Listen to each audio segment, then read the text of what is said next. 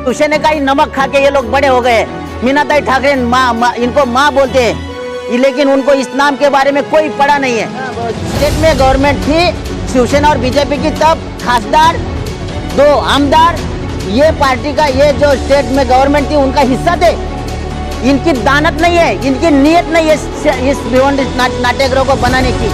ना बीजेपी वाले गए ना शिवसेना वाले गए, और कांग्रेस वाले की तो बात ही छोड़ो।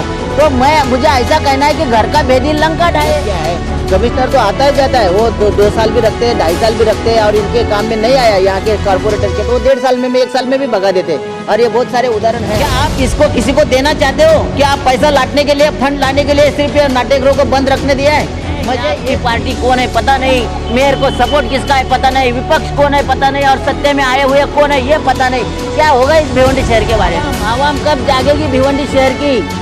कब उनको सुनाई देगा? कब उनको विकास समझ में आएगा कि विकास क्या होता है? क्या उनको गटर पे चलने की आदत रहेगी?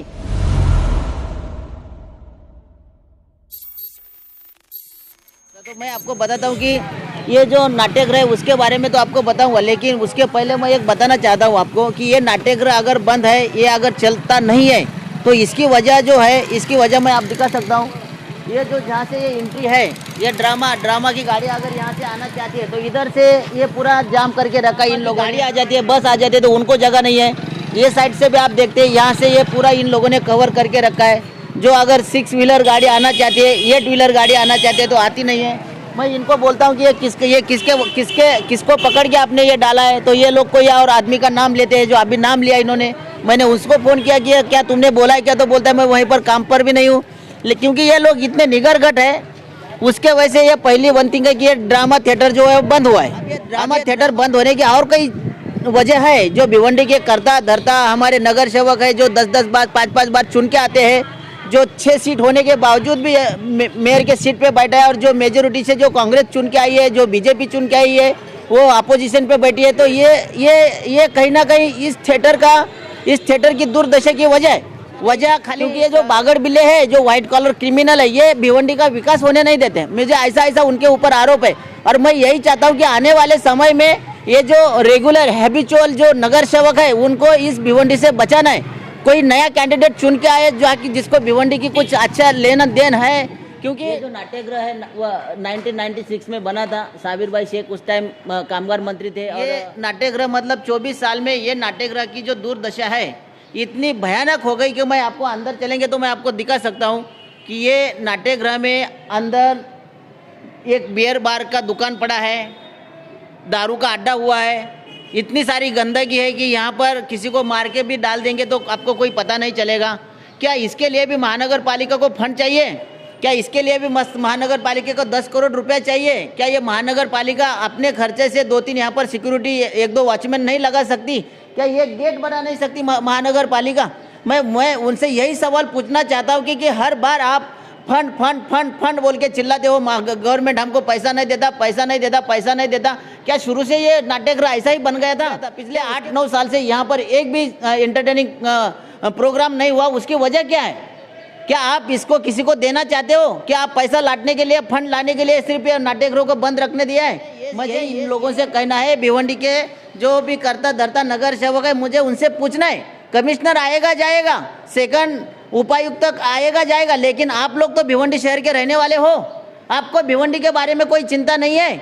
मैं यहाँ के तमाम लोगों से जो भी मीनाताई ठाकरे नाट्यगृह के लिए जिम्मेदार है, इनसे मैं पूछना चाहता हूँ कि ये नाट्यगृह बंद होने का आपको कोई दर्द नहीं है? आपको कोई अस्मिता नहीं है क्या? किस नाम से ये नाट्यगृह बना था और उसके आज दुर्दशा क्या हो गई है?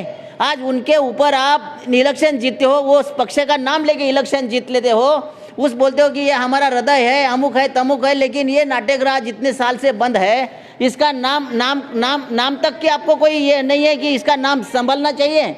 मुझे बड़ा दर्द है इन लोगों से, बड़ी तकलीफ है इन लोगों से, और बहुत ज़्यादा इन लोगों के ऊपर मैं नाराज़गी जता रहा हूँ कि इन लोगों ने भिवंडी शहर की वाट लगा दी है। इनको भिवंडी शहर के बारे में कुछ लेना देना नहीं है। अगर आपको मैं ये जो नाट्यगृह इसका पीछे का भी हिस्सा दिखा सकता हूँ। ये जो मुतारी है, ये जो डंपिंग ग्राउंड बना है, इसका हाल क्या हुआ है?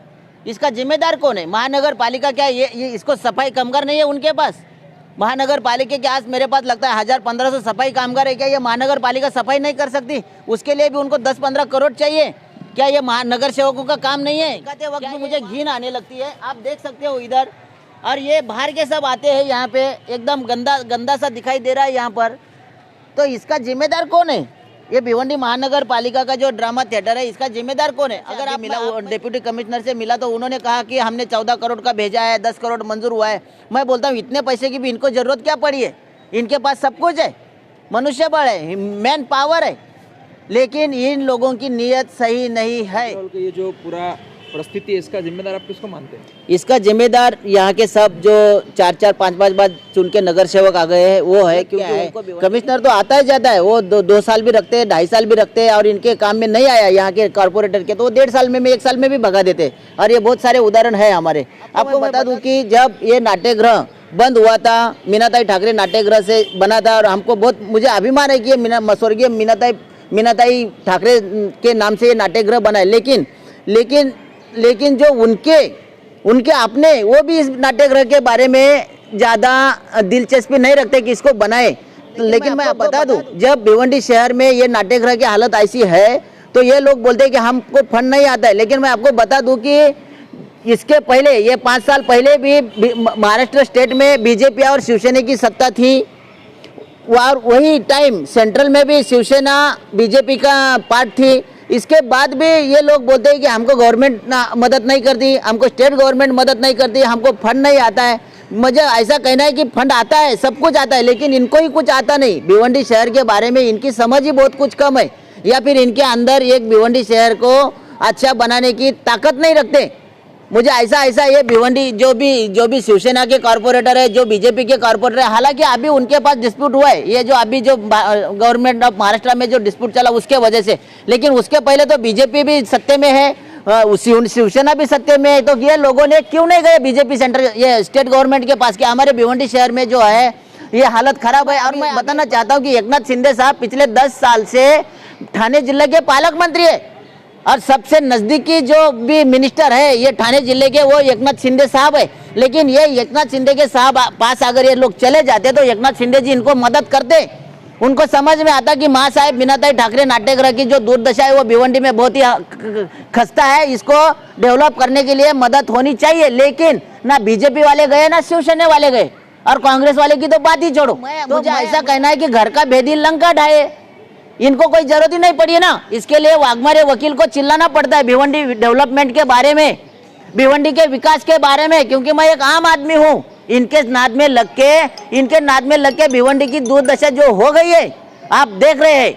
मुझे आज भिवंडी शहर में ऐसा लगता है कि ये भिवंडी शहर महाराष्ट्र में जो अगर आप एक लिस्ट निकालेंगे तो निचले स्तर पे भिवंडी शहर का नाम है। आज इसका एड्रेस बताने में भी लोग हिचकिचाते हैं कि मैं भिवंडी में रहता हूं, और इसके जिम्मेदार ये सिर्फ नगर सेवक है।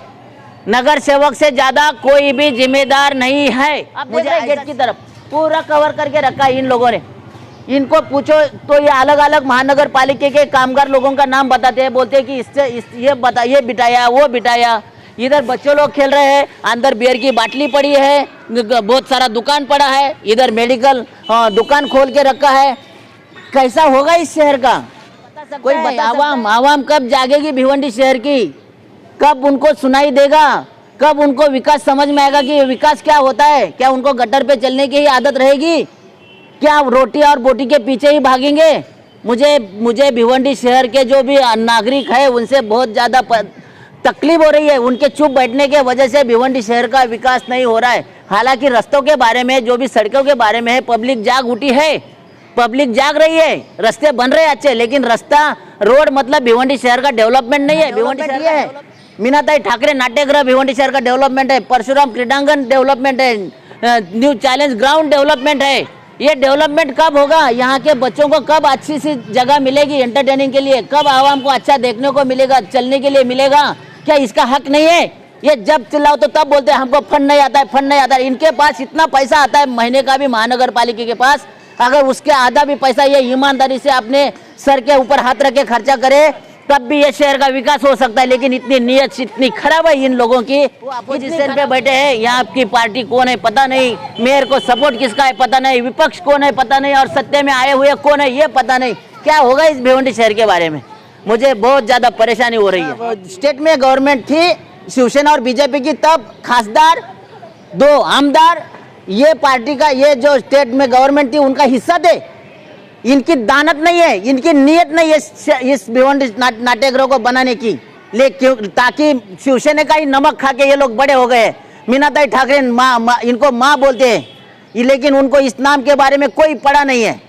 तकलीफ इस बात की है कि अरे हम जिसका खाते उसका तो हम गुणगान करें, उस नाम का तो हम संभलने का काम करें, लेकिन ये लोगों को भिवंडी के बारे में कुछ पड़ा नहीं। ये ऐसे